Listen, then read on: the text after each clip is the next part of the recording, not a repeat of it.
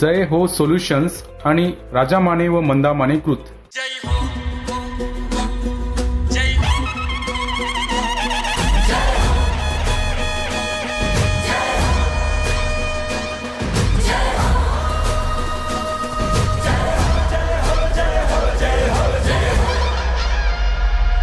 महाराष्ट्राचा तू जागर हो, निर्मितीचा तू सागर हो, भुकेल्याची तू भाकर हो, दुःखितांची तू पुंकर हो.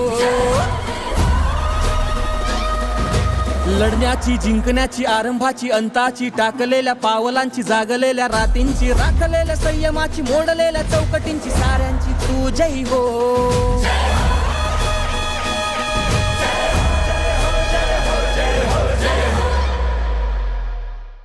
नमस्कार. राजा माने मंदा माने प्रस्तुत जय हो या मालिकेच्या आजच्या भागामध्ये आपणा सगळ्यांचं मनपूर्वक स्वागत. मुंबईत कर्करोगासारख्या गंभीर आजारांशी लढणाऱ्या हजारो रुग्णांना आणि त्यांच्या नातेवाईकांना हक्काचा आणि सुरक्षित आसरा देणारे सावली केअर सेंटर आणि सार्वजनिक आरोग्य व्यवस्थापनात क्रांती घडवून आणणारी CS क्रिएटिव्ह सोल्युशन्स म्हणजे CSCS या दोन्ही संस्थांचं यश म्हणजे विकास देशमुख आणि तनुजा देशमुख या सेवाभावी दाम्पत्याच्या कष्टांचं फलित आहे. आज त्यांची ही यशोगाथा आपण जाणून घेऊया. त्याआधी पाहूया ही ध्वनिचित्रफीत. गेल्या 13हून अधिक वर्षापासून शासकीय आरोग्य योजनांची ग्राउंड लेवलवर अत्यंत प्रभावी अंमलबजावणी करत तब्बल 66.55 लाखाहून अधिक रुग्णांना मोफत उपचार मिळवून देणारे आणि आरोग्य दूत या अत्याधुनिक डिजिटल प्लॅटफॉर्मचे निर्माते माननीय श्री विकास ज्ञानू देशमुख हे या सेवा यज्ञाचे मुख्य आधारस्तंभ आहेत. सार्वजनिक आरोग्य व्यवस्थापन, महिला उद्योजकता आणि सामाजिक नेतृत्व या तिन्ही क्षेत्रांचा प्रभावी संगम घडवून आणणाऱ्या CS क्रिएटिव्ह सोल्युशनच्या संस्थापक व प्रमुख सौ तनुजा देशमुख यांनी भारतातील 12 पेक्षा अधिक राज्यांमध्ये 50हून अधिक रुग्णांशी भागीदारी करून 52 पेक्षा जास्त शासकीय योजनांचा लाभ थेट तळागाळातील नागरिकांपर्यंत पोहोचवला आहे. त्यांच्या या उल्लेखनीय योगदानाबद्दल त्यांना नुकताच शक्ती पुरस्कार 2026 हा प्रदान करण्यात आला आहे. विकासजी, तनुजाताई दोघांचेही हार्दिक स्वागत कार्यक्रमामध्ये. नमस्कार. विकास, गेली 13 वर्ष तुम्ही या क्षेत्रात काम करताय आणि हे काम करत असताना देशापुढे एक मॉडेल आरोग्य सेवा क्षेत्र आणि रुग्णालय आणि रुग्ण यांच्यातला पूल बनण्याचं काम विकास आणि तनुजा करतायत. तर नेमकं तुम्हाला या क्षेत्रात येण्याची प्रेरणा किंवा या क्षेत्रात करिअर करावं असं का वाटलं? मला सांगायला आवडेल की कोणत्याही अशा पद्धतीच्या प्रकल्पांच्या उभारणीचं यश किंवा त्याचं गमक हे ओव्हरऑल त्या कार्यकर्त्याच्या किंवा त्या व्यक्तिमत्वाच्या जडणघडणीत झालेलं असतं. तसं आमच्या आयुष्यातही त्याचा खूप मोठा रोल आहे. त्या अनुषंगाने तसे आम्ही राष्ट्रीय स्वयंसेवक संघाचे स्वयंसेवक, अखिल भारतीय विद्यार्थी परिषदेचे पूर्ण कार्यकर्ते राहिलो आणि एका अर्थाने म्हणजे संघ परिवारामध्ये काम करण्याच्या पद्धतीमध्ये असेल तसं घ्यायचं आणि समाजासाठी, देशासाठी उत्तम घडवायचं, यातनं आम्ही घडलो. आणि ते घडल्यानंतर कार्यकर्ता निर्माण झाला की त्याने आपलं एक कुठलं तरी क्षेत्र घ्यायचं आणि त्या क्षेत्रामध्ये स्वतःला झोकून देऊन देशासाठी, समाजासाठी काम करायचं, अशी गोष्ट आली. त्यात आरोग्य विषयातले त्या काळातले प्रश्न, मी नुकताच संघटनेचं काम थांबवून पूर्ण आयुष्यातनं वैयक्तिक आयुष्यात गेलो होतो आणि त्याच्यामध्ये राजीव गांधी योजनेची त्याच वेळेला जस्ट लॉन्च झालं होतं. त्यामुळे त्या योजनेची प्रभावी अंमलबजावणी कशी करता येईल या निमित्तानं मी नोकरी करायला म्हणून त्या ठिकाणी गेलो आणि मग त्या ठिकाणी असलेल्या टप्प्याटप्प्यांमधनं जी काही प्रगती झाली, तिथल्या अधिकाऱ्यांनी जो काही विश्वास दाखवला, त्यातनं मला असं वाटलं की शासकीय रुग्णालयांमध्ये योजनांची यशस्वी अंमलबजावणी करायची असेल तर कुणीतरी पुढे येऊन त्याला वाहून घेतलं पाहिजे. आणि मी ज्या वेळेला हा विचार डॉक्टर व्यंकटेशम सरांना सांगितला तर त्यावेळेला त्यांना फार म्हणजे विशेष वाटलं. कॉर्पोरेटमध्ये कोणी असं म्हणत नाही की मी 2 वर्ष घरी जात नाही, मी त्या ठिकाणी राहून काम करतो, म्हणजे प्रचारक पूर्ण वेळ असं सगळं. सो त्यांना हे खूपच विशेष वाटलं आणि मग त्यांनी मला KEMमध्ये हॉस्टेलमध्ये राहायची व्यवस्था केली. मी 2 वर्ष मुंबईमधल्या KEM रुग्णालयामध्ये त्यावेळची राजीव गांधी जीवनदया आरोग्य योजना इम्प्लिमेंट करण्यासाठी तिथे राहिलो. एक 10 जणांची टीम होती आणि मी तुम्हाला काय सांगू किती अनुभव आहेत. म्हणजे उदाहरणार्थ एखाद्याचं रुग्णसेवा झाल्यानंतर, मोफत शस्त्रक्रिया झाल्यानंतर, म्हणजे ज्या माऊलीकडे पैसे नव्हते त्यामुळे तिला कदाचित तिचं मंगळसूत्र विकावं लागलं असतं किंवा जमीन गहाण ठेवावी लागली असती, तर ते सगळं न करता, तिचं काम न खर्च करता झालं, त्याचं समाधान तुम्ही जर ते पाहिलं ना तर डोळ्यातनं अश्रू येतात. त्या जाताना ते आभार व्यक्त करतात, त्यातनं तुम्हाला असं वाटतं की आपण काहीतरी म्हणजे एक जो आनंद ना शब्दात व्यक्त नाही करतायत असं एक समाधान ते अनुभवलं. आणि मग असं वाटलं की आता याच क्षेत्राला वाहून घ्यायचं, या क्षेत्रात मोठं काम करायचं, कारण खूप मोठी गरज त्या सगळ्या ठिकाणी आम्हाला जाणवली. कारण खरं म्हणायला गेलं तर शासकीय यंत्रणेमध्ये एखादा कम्प्युटर घ्यायचा असेल तर त्यांना त्याच्यासाठी टेंडर काढावं लागतं किंवा त्यासाठी मग ही जी दिरंगाई आहे टेक्निकल त्यातली, ती रुग्णाच्या आयुष्यावर बेतू नये किंवा त्यांच्या या सेवांवर परिणाम करू नये म्हणून आम्ही असं एक नवीन त्याच्यामध्ये संकल्पना आणली. माझी 2 वर्ष त्या ठिकाणची पूर्ण झाल्यानंतर मी सरांना म्हटलं की सर माझ्या डोक्यात एक संकल्पना आहे, आपण एक NGO फॉर्म करू आणि NGOच्या माध्यमातून अशा पद्धतीने CSR फंडिंगच्या माध्यमातून स्कीम इम्प्लिमेंटेशनवर काम करू. तर सर म्हणाले की हे मॉडेल चांगलं आहे, हे चालेल भरपूर, पण NGO केलीस तर त्याचं लॉंग टर्म हे राहणार नाही सस्टेनेबिलिटी. तू असं सोल्युशन शोध की जे सेल्फ सस्टेनेबल असेल, ज्याला सामाजिक उद्योजकता नावाचा प्रकार आपण म्हणतो, अशा पद्धतीने. तर त्यातनं मग हे खऱ्या अर्थानं अशा पद्धतीचं काम असं शासकीय रुग्णालय असतील किंवा खाजगी रुग्णालयांसाठी करण्याची संकल्पना आणि त्यातनं आरोग्यसेवेचा खरा प्रवास तिथनं सुरू झाला. तुमच्या निरीक्षणातून काय लक्षात आलं की खरं तर आपल्याकडे उत्तम योजना आहेत, पण त्या योजनांची अंमलबजावणी तितकी होते का असं अनेकदा प्रश्नचिन्ह आमच्या मनात उपस्थित होतं. किंवा जो गरजू गट आहे त्यांच्यापर्यंत याची माहिती पोहोचते का, आणि आपण त्यातला सेतू म्हणून अनेक ठिकाणी काम करताय, तर त्याचं स्वरूप या कामाचंही आणि काय नेमक्या अडचणी यातले तुम्ही म्हणालात तसं ना 2 गोष्टी. म्हणजे एक, योजनांची बनवताना किंवा अतिशय सुंदर योजना आपण त्या ठिकाणी बनवतो कागदावरती खऱ्या अर्थानं, फक्त अडचण काय होते जी पूर्वी मोठ्या प्रमाणावर होती, आता याच्यामध्ये एका अर्थानं डिजिटल क्रांती झाल्यामुळे खूप मोठा गॅप आत्ता तरी भरून निघाला आहे, पण अजून खूप गोष्टी बाकी आहेत. उदाहरणार्थ समजा एखाद्याला आपल्याला निधी द्यायचा आहे तर आता आपण तो DBTने डायरेक्ट त्याच्या खात्यात देतो. त्यामुळे मधला जो सगळा गाळ होता, म्हणजे मधले असं म्हटलं जायचं की 1 रुपया वरतून दिला गेला तर त्यातले 25 पैसेच खाली पोहोचतात, तर आता तसं नाही आहे, आता 1च्या 1 रुपया पोहोचतो. पारदर्शकता आली, ही सकारात्मक गोष्ट आहे. पण सेवा विषयामध्ये तिथे जिथे ह्युमन इंटरफरन्स आहे, जिथे माणसाने ती डिलिव्हरी द्यायची आहे, ती सेवा तिथे द्यायची आहे, तर इथे थोड्या अडचणी येतात.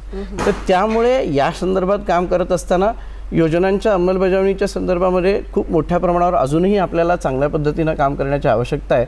आम्ही सुरू केलेलं त्यात एक छोटासा दिवा लावला आहे असं आपण म्हणू शकतो. म्हणजे यामध्ये मला तनुजा मॅम तुम्हालाही विचारायला आवडेल की आता जो सरांनी मुद्दा उपस्थित केला की जे गरजवंत आहेत त्यांच्यापर्यंत योजना पोहोचवण्यासाठी जे मधले दुवे आहेत त्यांनाही कार्यशील करणं फार गरजेचं आहे. म्हणजे मग इस्पितळ यंत्रणा असेल प्रत्यक्षातली, किंवा आता आपण एक ॲपही मला वाटतं प्रायोगिक स्वरूपामध्ये तयार केलेलं आहे आरोग्य सेतू, तर याविषयी काय सांगा. जसं आत्ता आपण म्हटलं की ज्या योजना आहेत अतिशय सुंदर योजना कागदावर बनलेल्या आहेत आणि त्याचं इम्प्लिमेंटेशन होत असताना अडचणी येत असतात. अडचणी का येतात तर जसं आता मुंबईचं जर आपण उदाहरण घेतलं तर मुंबईमध्ये जी आरोग्य व्यवस्था आहे, मुंबईमध्ये मोठ्या प्रमाणावर बाहेरून सुद्धा रुग्ण उपचारासाठी येतात, तर इथे जी व्यवस्था आहे ती कदाचित पुरी पडत नाही आहे, त्याच्यावर व्यवस्थेवर ताण येतोय. त्यामुळे त्यांची जरी किती इच्छा असली तरी ती इच्छाशक्ती कितीही असली तरी त्यांचं इम्प्लिमेंटेशन करायला त्यांना अडचणी येतात. अशा ठिकाणी आम्ही सोल्युशन म्हणून काम करतो. आमची जी टीम आहे प्रशिक्षित मनुष्यबळ आम्ही तिथे देतो, ज्यांना योजनेची पूर्ण माहिती आहे, आणि मुळातच आमच्याकडे जो काम करणारा व्यक्ती असतो, कर्मचारी असतो, त्याला आम्ही सेवाव्रती असं म्हणतो की तो त्या सेवा देण्याच्याच हेतूने तिथे काम करतोय. त्याला जे विजन घेऊन आम्ही काम करतो तेच विजन त्याच्यापर्यंत पोहोचलेलं आहे हे आम्ही खात्री करून त्याला तिथे ठेवलेलं असतं.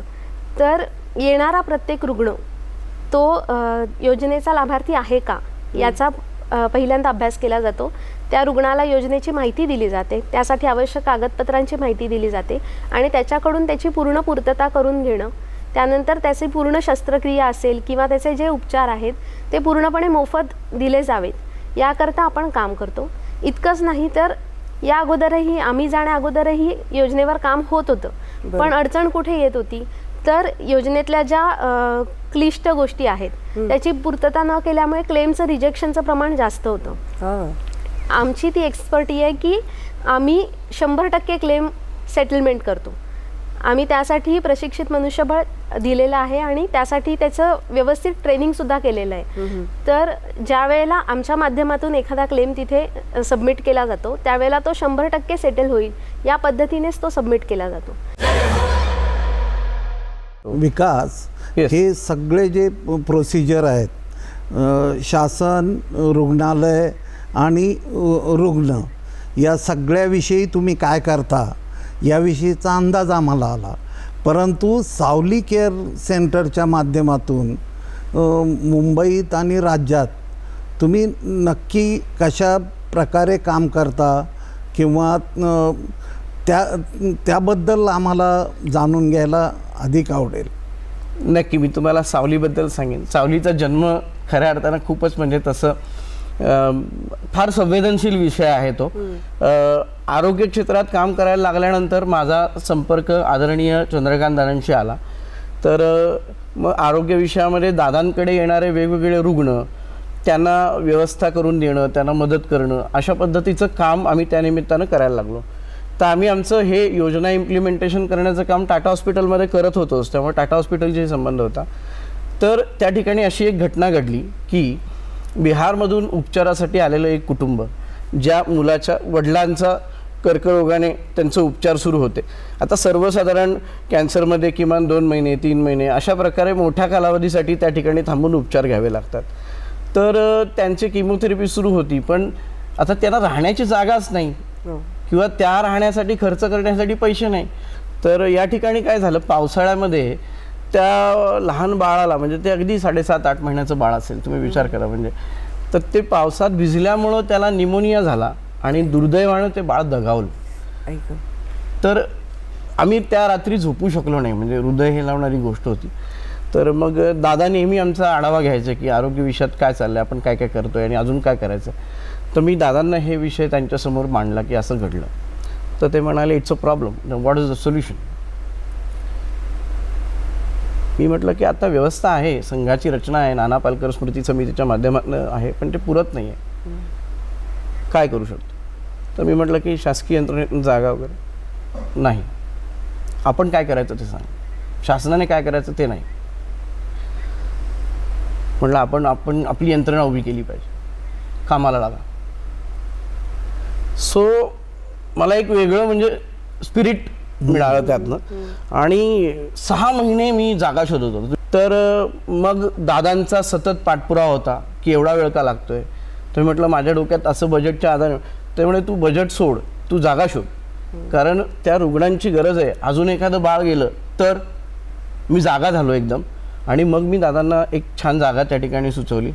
पण त्यांनी जे पाहिलं, मग 25 दिवसात सावली उभी राहिली. जागा मिळाल्यानंतर दादांनी त्यांचे संजय इंदूरकर म्हणून अधिकारी आहेत, त्यांना सांगितलं की हा सामाजिक प्रकल्प आहे, आपण एवढ्या कालावधीसाठी व्यक्तिगत काम करतो, नोकरी करतो, त्याच्या वरचा वेळ समाजासाठी द्यायचा. तर 7 नंतर ही टीम यायची, रात्री 11-12 वाजेपर्यंत तिथे सगळं व्यवस्थित ते हाताळायचे आणि अतिशय सुंदर रचना त्यांनी त्या ठिकाणी उभी केली. लोकांच्या प्रत्येक छोट्या छोट्या गोष्टींचा विचार केला आणि छान सावली केअर सेंटर त्या ठिकाणी उभं राहिलं. आणि मग आम्ही दादांना म्हटलं की आता एवढा सगळा प्रकल्प केवढा छान झाला आहे, तर तुमच्या हस्तेच आपण उद्घाटन केलं पाहिजे आणि असं सगळं. तर म्हणजे मी का सांगतोय हे अनुभव, तर आम्हाला खूप नवीन गोष्टी शिकायला मिळाल्या. म्हणजे खरं सांगायचं तर आपण असं म्हणतो की नाही मग मी बांधलंय, मग माझ्या माध्यमातून झालंय किंवा माझ्या विचारातून झालंय, मग मी त्याचं उद्घाटन करेन. ते म्हणाले नाही, सामाजिक वास्तू किंवा प्रकल्प उभा राहिला की तो दुसऱ्या सेकंदाला त्या समाजाला समर्पित करून तो त्याच्यासाठी वापरला गेला पाहिजे, उद्घाटनासाठी थांबायचं नाही. मग डॉक्टर अविनाश सुपे त्यावेळेला संचालक होते मुंबई महानगरपालिका रुग्णालयांचे, त्यांच्या हस्ते आम्ही ते लोकार्पण केलं. आणि आज जवळपास मला सांगायला आवडेल की 24,000पेक्षा जास्त रुग्णांनी आणि देशभरातल्या वेगवेगळ्या रुग्णांनी त्या ठिकाणी येऊन ते राब घेतला आहे. रुग्णांची काळजी त्या ठिकाणी घेतली जाते. नुसती व्यवस्था नाही आहे, अनेक गोष्टी त्या ठिकाणी त्यांची काळजी घेतलेली आहे. स्वच्छता आहे, स्वच्छता हा सावलीचा आत्मा आहे आणि दादांचा हा प्रत्येक वेळेला आग्रह असतो. आणि मग बऱ्याच वेळेला कसं असतं की आपण काय म्हणतो एखाद्यासाठी काहीतरी करायचं आहे, उगाच आपण झोपडी बांधली आणि देऊन टाकली, परत त्याचा गाजावाजा केला. तर इथे नाही, इथे आम्हाला ते वेगळं. ते म्हणाले जसं तू राहतोस मी राहतो तसं सुखवस्तू लोकांना आपल्याला राहायला द्यायचं आहे. लॅविश नाही, पण त्यांना राहताना असं वाटलं पाहिजे की सर्व गोष्टी आम्हाला त्या ठिकाणी उपलब्ध आहेत. तर अशा अनेक वेगवेगळी मूल्य म्हणजे विचारसंस्कृती दादांबरोबर काम करताना शिकायला मिळाली आणि म्हणून सावली इतकी सुंदर, प्रगल्भ आणि संवेदनशील झाली असं मला वाटतं. मुंबईकर असल्यामुळे अनेक वेळेला कोणा ना कोणा पेशंटला भेटायला हॉस्पिटलमध्ये गेल्यानंतर असं लक्षात आलं की फार मोठा वर्ग, त्याचं आपण कल्पनाच करू शकत नाही असा फार मोठा वर्ग देशभरातून मुंबईला ट्रीटमेंटला येतो. पेशंट ॲडमिट होतो, बरोबरच्या नातेवाईकांनी काय करायचं, रात्री फुटपाथवर झोपायचं. आणि त्यामुळे रात्रीच्या वेळेला तो जो हॉस्पिटल एरिया आहे, जिथे KM हॉस्पिटल आहे, जिथे टाटा हॉस्पिटल आहे, जिथे वाडिया हॉस्पिटल आहे, त्या सगळ्या एरियातल्या फुटपाथ रात्री लोकांनी भरलेल्या असतात. रात्री फुटपाथवर झोपायचं, ती अंथरुणाची गुंडाळी करायची आणि हॉस्पिटलमध्ये आपल्या पेशंटच्या जवळ ठेवायची. कधी हॉस्पिटलमध्ये आवरायचं, कुठे बाहेर सार्वजनिक स्वच्छता आवरायचं. राष्ट्रीय स्वयंसेवक संघाच्या जनकल्याण समितीने असं एक केंद्र चालवलं, स्वर्गीय नाना पालकर स्मृती समिती नावाने चालवलं, की ज्याच्यामध्ये पेशंटच्या नातेवाईकांची राहण्याची व्यवस्था करायला सुरुवात केली. माझ्या डोक्यात ते खूप वर्ष चालू होतं आणि मग जेव्हा स्थिती निर्माण झाली त्याला विकास देशमुख आणि तनुजा देशमुखना मी असं म्हटलं की तुम्ही वेगळ्या हॉस्पिटलमध्ये लोकांना ॲडमिट करणं, बिलं कमी करणं हे सगळं करताय, पण हे एक पुण्याचं काम जोडा. आणि त्यामुळे एका मित्राने मला 65 बेडेड सावली नावाने पेशंटच्या बरोबरच्या नातेवाईकांची राहण्याची व्यवस्था यासाठी त्यांचा बंगला उपलब्ध करून दिला. कोविडमध्येही तो आमच्याकडे राहिला, तर कोविडमध्ये तो खूप त्याचा उपयोग झाला. आणि आज काही हजार, माझ्या माहितीप्रमाणे अगदी 25-30 हजारापेक्षा जास्त लोक इथे राहून गेलेले आहेत. केवळ 100 रुपये, की ज्याच्यामध्ये संध्याकाळचं जेवण पण फ्री, अशी उत्तम सेंट्रली AC असणारी, गरम पाणी आंघोळीला मिळणारी आणि सगळ्यात म्हणजे प्रेम देणारी अशी एक संस्था विकसित झाली. तुम्ही जयहोच्या माध्यमातून त्याला लोकांपुढे आणतात, त्याबद्दल जयहोचे प्रमुख या सगळ्या उपक्रमाचे राजीव मानेंचे मी खूप मनापासून आभार मानतो. तनुजा, तुझ्याकडं महाराष्ट्र एक आरोग्य सेवा क्षेत्रातली सेवाभावी यशस्वी उद्योजिका म्हणून पाहतो.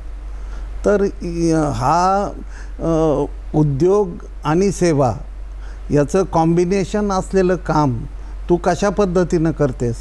तसं बघायला गेलं तर लहानपणापासून घरी संघाचं वातावरण आहे, त्यामुळे वडील त्यांच्या लहानपणापासून स्वयंसेवक आहेत. त्यामुळे सामाजिक काम करणं किंवा हे आपलं कर्तव्यच आहे अशीच भावना लहानपणापासून आमच्यामध्ये रुजवली गेलेली आहे. त्यानंतर विद्यार्थी परिषदेने त्याला एक आकार दिला असं म्हणता येईल. विद्यार्थी परिषदेच्या कामामध्ये आम्ही खूप गोष्टी शिकलो. म्हणजे मुंबईमध्ये राहून काम केलं त्यापेक्षा मुंबईच्या बाहेर जाऊन काम केलं, त्यामध्ये मला अधिक गोष्टी शिकता आल्या की कसा समाजामध्ये आत्ता काय चाललं आहे, कोणत्या कोणत्या गोष्टींची गरज आहे, कोणत्या कोणत्या गोष्टीमध्ये जागरूक करण्याची गरज आहे मुलांना. असं सगळं अनुभव घेऊन आम्ही आमच्या व्यवसायामध्ये आलेलो होतो. आणि आत्ता आपण काम करत असताना एक महिला म्हणून काही अडचणी येतात. आपण कितीही स्त्री वादाच्या गोष्टी केल्या तरी कोणत्याही महिलेला तिच्या क्षेत्रामध्ये पुढे जाताना थोडा अधिक संघर्ष करावा लागतो असं मी म्हणेन. पण हाडाची कार्यकर्ता असल्यामुळे कधी त्या संघर्षाची भीती वाटली नाही. नेहमीच ते एक चॅलेंज म्हणून अंगावर घेतलं आणि त्याला भिडून ते सॉल्व करायचे, त्याच्यावर सोल्युशन शोधायचे, हा नेहमी दृष्टिकोन राहिला आणि आजही तो आहे. काम करत असताना आज आम्ही 12 राज्यांमध्ये काम करतो आहोत. तर वेगवेगळ्या ठिकाणी प्रवास करावा लागतो. त्या ठिकाणच्या काही कधी भाषेची अडचण आहे, राहण्याची अडचण आहे, या सगळ्या विषयातल्या अडचणी येतातच. पण तिथली टीम घेऊन काही आपल्या इथनं टीम पाठवून अशा पद्धतीने आम्ही ते काम मॅनेज करत असतो. इतक्या वेगवेगळ्या राज्यांमधून आपण काय पद्धतीचं काम करतो, कामाचं स्वरूप काय सांगतो? प्रत्येक राज्याची एक शासकीय आरोग्य योजना असते त्या राज्याची. जशी आपल्याकडे महात्मा ज्योतिबा फुले योजना आहे त्याप्रमाणे प्रत्येक राज्याची एक योजना आहे. केंद्र शासनाची आयुष्यमान भारत योजना आहे. या योजनांचा एकत्रितपणे त्या योजना चालवणं, त्या हॉस्पिटल्समध्ये त्याचं इम्प्लिमेंटेशन करणं, हे काम आपण करत असतो. जसं मॉड्यूल इथे महाराष्ट्रात आहे तसंच अन्य राज्यांमध्ये सुद्धा आहे. मूळ उद्देश आपला हा आहे की एकाही पेशंटला पैशाअभावी उपचार घेता आले नाहीत अशी स्थिती येऊ नये. तर त्या दृष्टिकोनातून आम्ही काम करत असतो. येणारा प्रत्येक पेशंट त्याचे उपचार होतील याकडे आपलं लक्ष असतं. विकास, ज्यावेळी तुम्ही फील्डवर काम करता कार्यकर्ता म्हणून, जी इन्व्हॉल्वमेंट असते, उदाहरणार्थ धारावीच्या झोपडपट्टीत कोविड काळात ज्या पद्धतीनं काम आपण केलं, शासनानं गौरव केला वगैरे हे ठीक आहे, परंतु याला जे पॅशन लागतं, या पॅशनचं श्रेय तुम्ही एकमेकात कुणाला देता? आम्ही तसं म्हणायला गेलं तर या धारावी किंवा कोविड काळातल्या झालेल्या कामाच्या पॅशनचं श्रेय संघविचारांना देतो, असं त्याच्या मागचं खरं कारण. आणि तेच फॅक्ट आहे. आमच्या आयुष्यातनं संघ आणि विद्यार्थी परिषद वगळलं तर काही शिल्लकच राहत नाही, असं दोघांच्याही आयुष्यात आहे. तर धारावीमध्ये तुम्हाला सांगायचं तर त्या काळामध्ये परिस्थिती अशी होती की प्रत्येकाने आपापल्या परीनं जेचं जमेल तसं त्या काळात त्या सगळ्या संघर्षाला तोंड देणं गरजेचं होतं. तर आपल्याला असं लक्षात आलं की खूप मोठ्या प्रमाणावरती प्रायव्हेट क्लिनिक जे आहेत ते बंद आहेत. का? तर PPE किट हा प्रकार त्यावेळेला नवीन होता, तो उपलब्ध होत नव्हता आणि मग हँड सॅनिटायझर मिळत नव्हते वगैरे, या सगळ्या अडचणी. मग आपण संघाने एक मेडिकल बँक तयार केली आणि त्या डॉक्टरांच्या घरी जाऊन त्यांना हे साहित्य पुरवलं. असं सलग 3 महिने केलं. किती मोठी संख्या असेल अशी, जवळपास 4,500 डॉक्टरांपेक्षा अधिक डॉक्टरांपर्यंत हे साहित्य 3 महिने पोहोचवलं गेलं. त्यामुळे प्रायव्हेट क्लिनिक सुरू झाले, लोकांना त्या ठिकाणी जाता आलं. एसिम्प्टोमॅटिक पेशंटला तसं फार ॲडमिट करण्याची आवश्यकता नसते. जर ती व्यवस्था उभी राहिली नसती तर तो सगळा ताण परत आणि रुग्णालयांवर, कोविड संस्थांवर आला असता. तर त्याच्यामुळे ही एक यंत्रणा त्यातनं आली. दुसरं असं लक्षात आलं की मुंबई महानगरपालिकेला घनदाट वस्त्यांमध्ये काम करताना खूप अडचणी येत आहेत, मनुष्यबळाची आवश्यकता आहे. तर त्यावेळेला स्क्रीनिंग केलं पाहिजे, पेशंटला आयडेंटिफाय केलं पाहिजे, त्याला ॲडमिट केलं पाहिजे किंवा त्याला क्वारंटाईन केलं पाहिजे. तर हे करणार कोण, वस्तीत जाणार कोण त्या सगळ्या सिच्युएशनमध्ये? कारण सहज गेलं तरी तो आजारी पडतोय, तो ऑफिसला आला की बाकीचे 4 लोक आजारी पडत आहेत. तर मग हे खूपच तंत्रशुद्ध अभ्यास पूर्ण करण्याची गरज आहे. तर अशा वेळेला संघ आणि महानगरपालिका मिळून निरामय सेवा संस्थेच्या माध्यमातून आम्ही सुरुवातीला नेहरूनगरमध्ये हे काम सुरू केलं. आणि तुम्हाला सांगतो, इतक्या मोठ्या प्रमाणावर गरज होती तर प्रचंड स्क्रीनिंग आम्ही त्या काळामध्ये केलं. आमच्या माहितीप्रमाणे आम्ही जवळपास 6 लाख लोकांचं स्क्रीनिंग केलेलं आहे पूर्ण त्या 6 महिन्यामध्ये.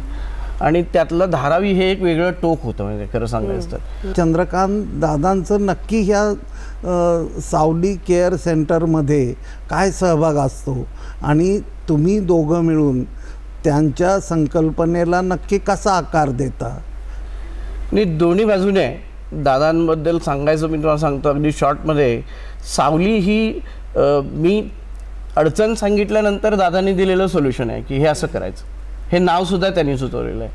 त्याच्यानंतर मी जेव्हा त्यांच्याबरोबर गेली 10-12 वर्ष काम करतोय त्यावेळेला मी अभ्यास करून अनेक गोष्टी त्यांना सांगतो की दादा आपण असं केलं पाहिजे, आपण आरोग्य विषयात हे केलं पाहिजे. त्यातनं आम्ही तिथे मोबाईल दवाखाना सुरू केला वगैरे असं सगळं. पण त्यांचं बघणं, त्यांचं विचार करणं इतकं सूक्ष्म असतं आणि ते समाजातल्या तळागाळातल्या प्रत्येक सामान्य व्यक्तीच्या मोठ्या अडचणींना धरून असतं. जसं उदाहरणार्थ ते मला म्हणाले की आपण मुलींच्या डोळ्याच्या तिरडेपणाच्या शस्त्रक्रिया करायच्या, मोफत करायच्या. तर मी एवढे वर्ष आरोग्य क्षेत्रात आहेच, मला माहिती आहेत त्या शस्त्रक्रिया, पण त्यांची आवश्यकता किंवा ते केलं पाहिजे ते आम्हाला जाणवलं नाही. म्हणजे खरं सांगायचं तर ते त्यांना इतकं त्यांनी सहज टिपलं आणि ते सांगितलं. त्याच्यानंतर म्हणाले की दाताचा वाकडेपणा आहे, त्या शस्त्रक्रिया पण आपण करायच्या. मग मी म्हटलं दादा अचानक नाही म्हणे, याच्यामुळे त्यांची लग्न होत नाहीत, खूप अडचणी येतात, ग्रामीण भागात खूप प्रॉब्लेम येते, त्याच्यामुळे याच्यावरती आपण काम करायचं. मग त्यांनी सुरू केली मोहीम. कितीतरी मुलींना त्याचा फायदा झाला.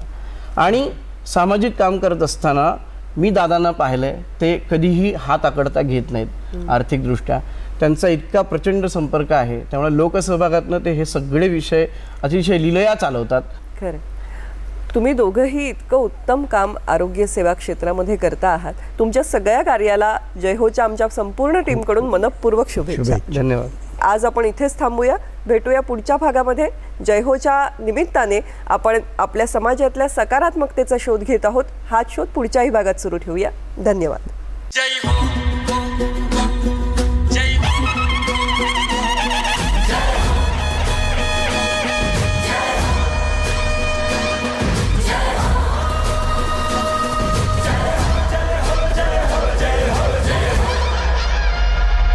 महाराष्ट्राचा तू जागर हो, निर्मितीचा तू सागर हो, भुकेल्याची तू भाकर हो, दुःखितांची तू पुंकर हो.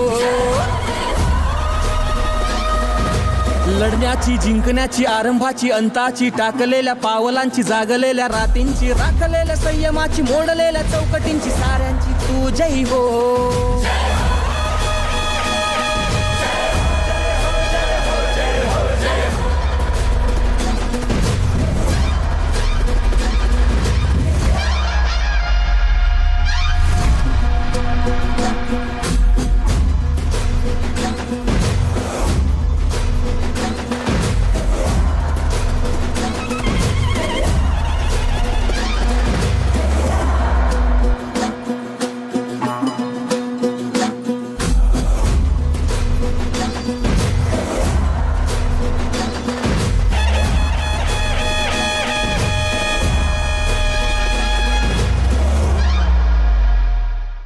जय हो सोल्युशन्स आणि राजा माने व मंदा माने कृत